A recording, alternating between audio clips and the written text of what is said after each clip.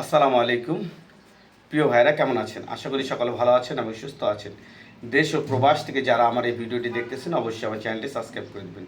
প্রিয় ভাইরা, আজ 20শে জানুয়ারি, রোজ মঙ্গলবার, ঢাকা বিএফএস গ্লোবালের যে সর্বশেষ আপডেট, সেই আপডেটটি জানিয়ে দেবো। তার আগে আমি কিছু কথা আপনাদের বলবো, সেগুলো আপনারা মনোযোগ দিয়ে শুনবেন। প্রথমত হচ্ছে, আপনাদের বারবার বলি যে আমার ভিডিও যদি কারো ভালো না লাগে, সে আমার ভিডিওটি দেখবেন না বা স্কিপ করে চলে যাবেন। আমি কারো ব্যক্তিগত একার জন্য ভিডিও করি না। এখানে যেহেতু আমার অনেক ভুক্তভোগী ভাইয়েরা আছে বা অনেকে নতুন আছে, যারা অনেক কিছু তারা জানার জন্য আমার এই ভিডিওটি দেখে, সেহেতু আপনার একার জন্য আমি ভিডিও করি না। আর আপনার পছন্দ হবে এমন কোনো কথা আমি বলতে যাব কেন? যেটা সত্য সেটাই আমার বলতে হবে।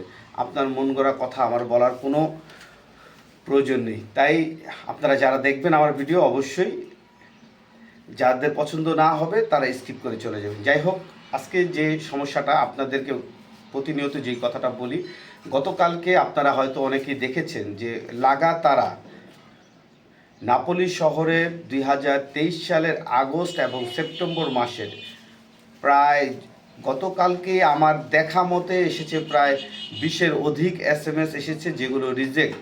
আর আমার জানার বাইরে হয়তো বা আরও থাকতে পারে 20-30-এর অধিক। প্রিয় ভাইরা, বর্তমান সময় ইটালির নাপোলি শহরের, আপনাদের বারবার বলতেছি, ইটালির নাপোলি শহরের লাগাতার রিজেক্ট দিচ্ছে কাগজ আপডেট করার পরও।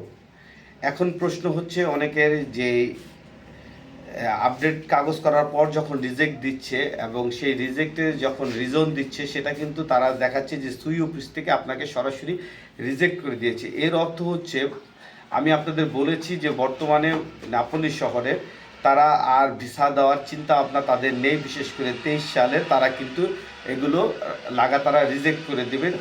23 ও 24-এ যারা আবেদন করেছিলেন, পাসপোর্ট জমা দেওয়া আছে বিএফএস গ্লোবালে অথবা রিটার্ন পাসপোর্ট এখনও পাননি, তাদের উদ্দেশ্যে বলতেছি। প্রিয় ভাইয়েরা, দেখেন, সাম্প্রতি সময় শুধুমাত্র নাপোলি শহরেরই সবচাইতে বেশি রিজেক্ট হচ্ছে এবং অন্যান্য শহর যেগুলো, সেই শহরগুলোতে কিন্তু ওই পরিমাণে রিজেক্ট এখনও দিচ্ছে না। তবে আপনার ওই শহরগুলো তো আসবে, তবে সেটা হয়তো বা পর্যায়ক্রমে আসতে পারে। তারা বর্তমানে, যেহেতু নাপোলি শহরে সবচেয়ে বেশি কাগজ জমা আছে বিএফএস গ্লোবালে, তা প্রায় 20,000-এর অধিক পাসপোর্ট জমা হয়েছিল শুধু নাপোলি শহরেরই। আর আপনারা জানেন যে 23 সালের কোঠা ছিল অনেক বেশি, তাই নাপোলি শহরের কাগজ দীর্ঘদিন ধরে না ধরার কারণে কিন্তু সেই কাগজগুলোই এখন দিচ্ছে। এবং নাপোলির কার্যক্রম যদি আপনার শেষ করতে পারে, তাহলে দেখা যাবে যে ম্যাক্সিমাম কাগজেরই আপনার ঝামেলা শেষ হয়ে যাবে।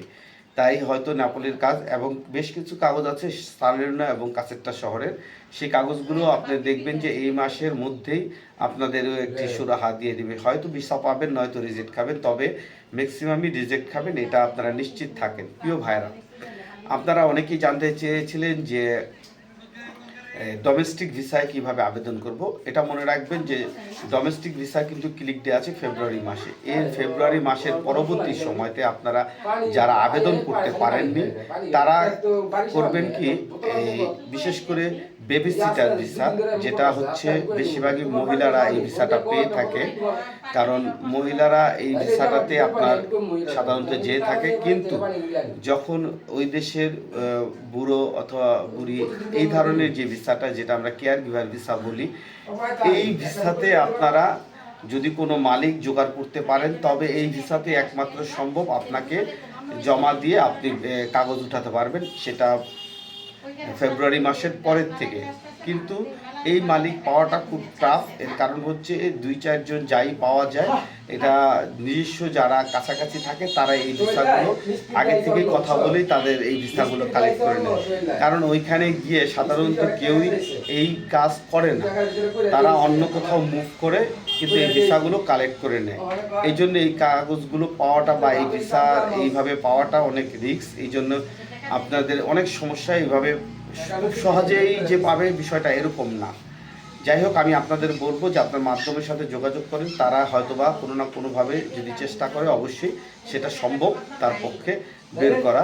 তবে সেটা খুব সবাই পারবে না। আরেকটি বিষয় মনে রাখবেন, অনেকেই বর্তমানে মাধ্যমগুলো বলতেছে যারা রিজেক্ট খেয়েছে তাদের আপিলের বিষয়টি। দেখেন, এখন পর্যন্ত আমার জানা মতে একজন লোকই আমি দেখেছি যে আপিল করে কাগজ পেয়ে বাংলাদেশে জমা পাসপোর্ট আবার রিটার্ন জমা দিয়ে ভিসা পেয়েছে। এছাড়া এখন পর্যন্ত দ্বিতীয় কোনো ব্যক্তি আমি পাইনি। তাই আমি আপনাদের উদ্দেশ্যে বলবো, আপনারা যারা রিজেক্ট খেয়েছেন তারা আর ওই দিকে অগ্রসর হওয়াটা আপনাদের জন্য বোকামি হবে। তবে হ্যাঁ, যদি আপনার নিজস্ব একেবারে আপনার রিলেটিভ, আপনার ভাই বা আত্মীয় ওই একই প্রতিষ্ঠানে চাকরি করে থাকে বা তার সাথে খুব ভালো মালিকের পরিচিত থাকে, তাহলে আপনি চেষ্টা করে দেখতে পারেন।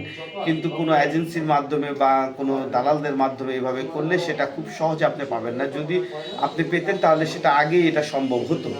যাই হোক, তবে আপনারা নাপোলি শহরে যারা আবেদন করেছেন তারা আপনারা মোটামুটি নিশ্চিত থাকেন যে 98% লোক ভিসা পাবেন না 2023 ও 24 সালে, শুধুমাত্র কারণ তারা এই কাগজগুলো ঝামেলা শেষ করেই কিন্তু তারা 25 এবং 26-এর যে ঝামেলাগুলো আছে এগুলো ওরা দ্রুত শেষ করবে এবং তারা পূর্বের ঝামেলাগুলো আর রাখতে চাচ্ছে না।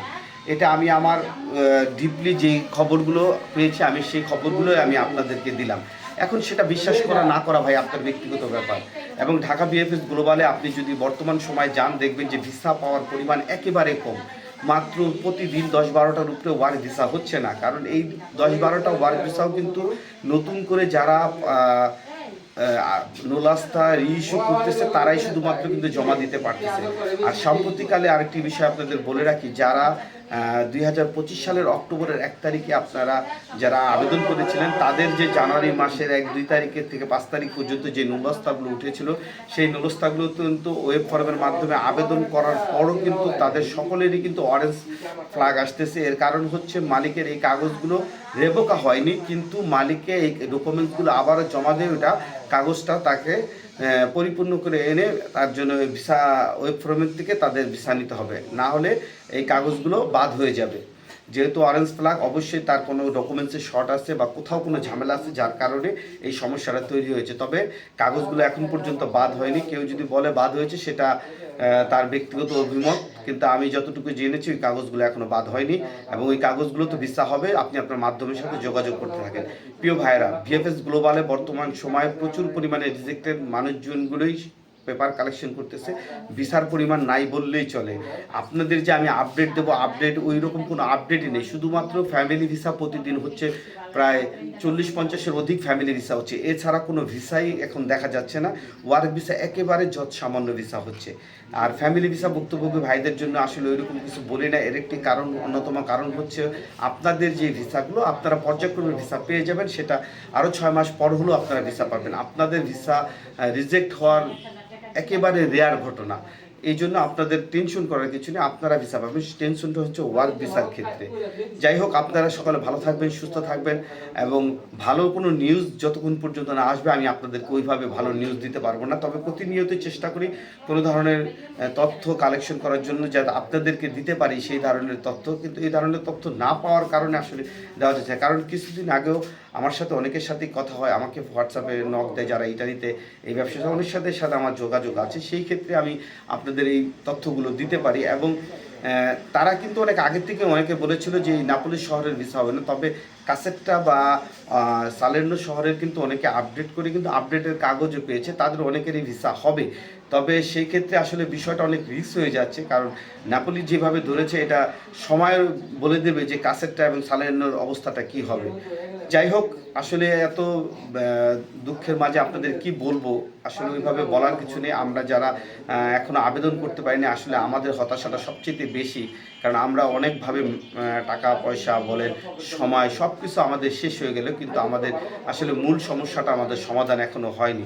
যাই হোক, আপনাদের আসলে আর সময় নষ্ট করবো না। আপনারা ভালো থাকবেন, সুস্থ থাকবেন।